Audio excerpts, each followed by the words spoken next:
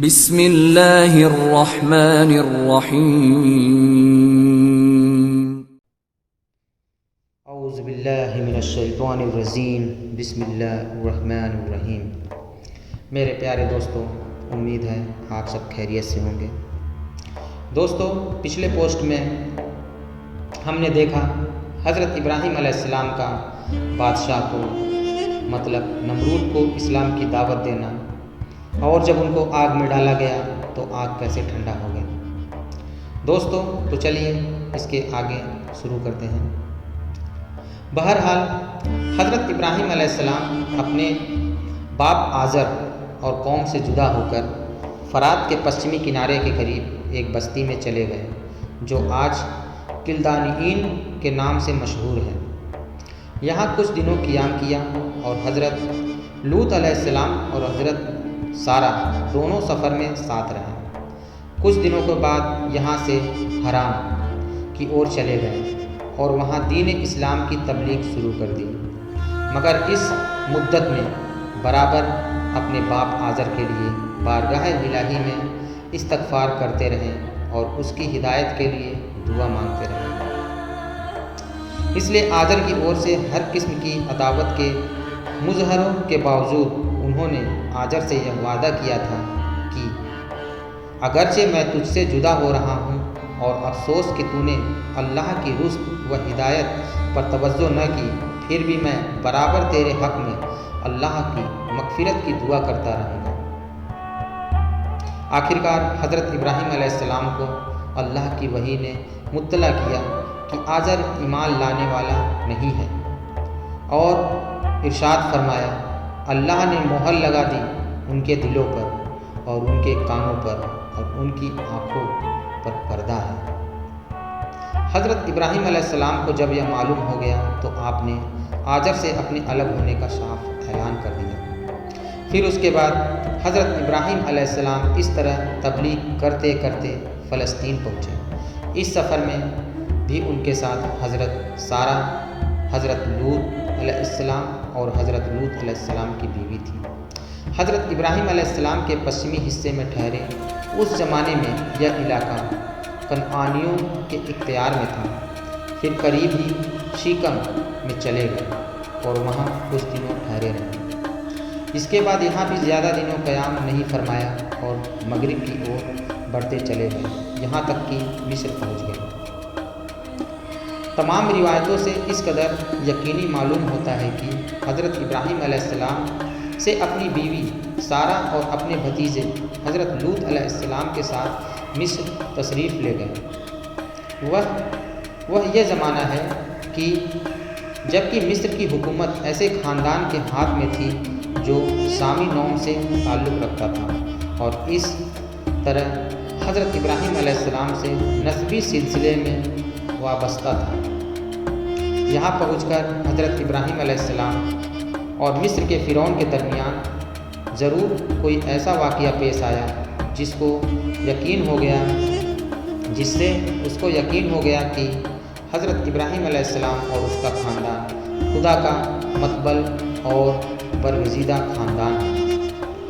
یہ دیکھ کر اس نے حضرت ابراہیم علیہ السلام اور اس کی بیوی حضرت سارہ علیہ السلام کا بہت اعزاز کیا اور ان کو ہر قسم کے مال و متاع سے نوازا، اور پھر اس پر اکتفا نہیں کیا بلکہ اپنے قدیم خاندانی رشتے کو مضبوط اور مستحکم کرنے کے لیے اپنی بیٹی ہاجرہ کو بھی ان سے بیاہ میں دے دیا، جو اس زمانے میں رسم و رواج کے اعتبار سے پہلی اور بڑی بیوی کی خدمت گزار قرار پائی۔ چنانچہ یہودیوں کی اعتبار والی روایت کے مطابق حضرت ہاجرہ شاہمین فرعون کی بیٹی تھی، لونڈی اور باندھی نہیں تھی۔ تورات کا ایک اعتبار والا مفسر بھی سلملو اشحاق کتابے میں لکھتا ہے، جب اس نے رکیون صاحب مصر نے مطلب سارہ کی وجہ سے کرامتوں کو دیکھا تو کہا، میری بیٹی اس گھر میں لونڈی ہو کر رہنا دوسرے گھر میں ملکہ ہو کر رہنے سے بہتر ہے۔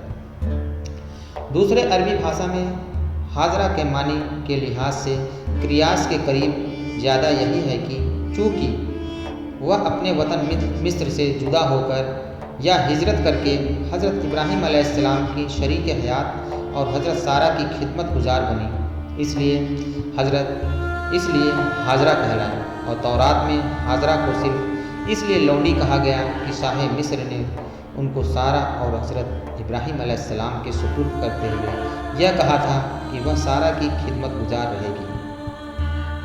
दोस्तों, हज़रत इब्राहीम अलैहिस्सलाम की ज़िंदगी के कुछ वाक़ये उनके बेटों हज़रत इस्माइल और हज़रत इसहाक़ अलैहिस्सलाम से जुड़े हैं। मुनासिब समझा गया कि इन वाक़यों को उन दोनों नबियों के हालात में ही बयान किया जाए। यही हाल उन वाक़यों का है जिनका ताल्लुक़ उनके भतीजे हज़रत लूत अलैहिस्सलाम से है। हज़रत इब्राहीम अलैहिस्सलाम को चीज़ों की हकीकत मालूम करने की तलाश और तलब का बहुत ज़्यादा ज़ौक़ था और वह हर चीज़ की हकीकत तक पहुँचने की पूरी कोशिश करते थे ताकि उनके ज़रिए एक ही जात की हस्ती और उसके एक होने और उसके मुकम्मल कुदरत के बारे में इल्मुल यकीन, मतलब यकीन की हद तक इल्म के बाद हल्कुल यकीन, मतलब यकीन की हद हासिल कर लें। इसलिए हज़रत इब्राहीम अलैहिस्सलाम ने हयात बादल ममात, यानी मर जाने के बाद जी उठने से मुतअल्लिक़ अल्लाह ताला से यह सवाल किया, वह किस तरह ऐसा करेगा। अल्लाह ताला ने हज़रत इब्राहीम अलैहिस्सलाम से फरमाया, ऐ इब्राहीम, क्या तुम इस मसले पर यकीन और ईमान नहीं रखते हैं? हज़रत इब्राहीम अलैहिस्सलाम ने फ़ौरन जवाब दिया, मैं बिना किसी संकोच के इस पर ईमान रखता हूँ, लेकिन मेरा यह सवाल ईमान व यकीन के ख़िलाफ़ इसलिए है कि मैं इल्मुल यकीन के साथ ऐनुल यकीन और हक़्क़ुल यकीन, मतलब इसका ये है, अगर किसी मसले के बारे में दलील व बुरहान के ज़रिए ऐसा इल्म हासिल हो जाए कि शक व शुबहा जाता रहे, तो इस कैफियत को इल्मुल यकीन कहा जाता है। और वहीं इसका दूसरा दर्जा यह है कि इल्म के मुशाहदों और महसूसात से भी तौसीक हो जाए तो इसको ऐनुल यकीन कहा जाता है। और इसके बाद तीसरा और आखिरी दर्जा हल्कुल यकीन का है। यह वह कैफियत है जब इस मसले के मुतालिक तमाम हकीकतें वाज़ेह हो जाती हैं और आगे जुस्तजू की ख्वाहिश बाकी न रहे। मेरी तमन्ना यह है कि तुझको आंखों से मुशाहदा करा दे कि मौत के बाद की ज़िंदगी की क्या शक्ल होगी। तब अल्लाह ताला ने फरमाया कि अच्छा, अगर तुमको उसके मुशाहद की तलब है तो कुछ परिंदे लो और उनके टुकड़े टुकड़े करके सामने वाले पहाड़ पर डाल दो और फिर फासले पर खड़े होकर उनको पुकारो। हज़रत इब्राहीम अलैहिस्सलाम ने ऐसा ही किया। जब हज़रत इब्राहीम अलैहिस्सलाम ने उनको आवाज़ दी तो उन सब के टुकड़े अलग अलग होकर फ़ौरन अपनी अपनी शक्ल में आ गए और ज़िंदा होकर हज़रत इब्राहीम अलैहिस्सलाम के पास उड़ते हुए चले आए। यह वाक़या सूरह बकरा की आयत 260 में बयान हुआ है। हज़रत इब्राहीम अलैहिस्सलाम के बड़े बेटे हज़रत इस्माइल अलैहिस्सलाम की विलादत के वक्त उनकी उम्र 87 साल थी, 87 ईयर्स, और दूसरे बेटे हज़रत इसहाक़ की विलादत के वक्त उनकी उम्र पूरे 100 साल थी। हज़रत इब्राहीम अलैहिस्सलाम ने हज़रत सारा और हज़रत हाजरा के अलावा एक और शादी की, जिनसे उनके यहाँ 6 बेटे हुए। उनकी नस्ल अपनी माँ के नाम पर बनी कतूरा कहलाई। हज़रत इब्राहीम अलैहिस्सलाम की कुल उम्र 175 साल हुई। वह हबरून, मतलब यरूशलेम के करीब एक जगह में मदफून, मतलब दफन किए गए। दोस्तों, आज के लिए बस इतना ही। इंशाअल्लाह अगले पार्ट में हम लोग हज़रत इस्माइल अलैहिस्सलाम के बारे में जिक्र करेंगे। तब तक के लिए अपना ख्याल रखें। अल्लाह हाफ़िज़।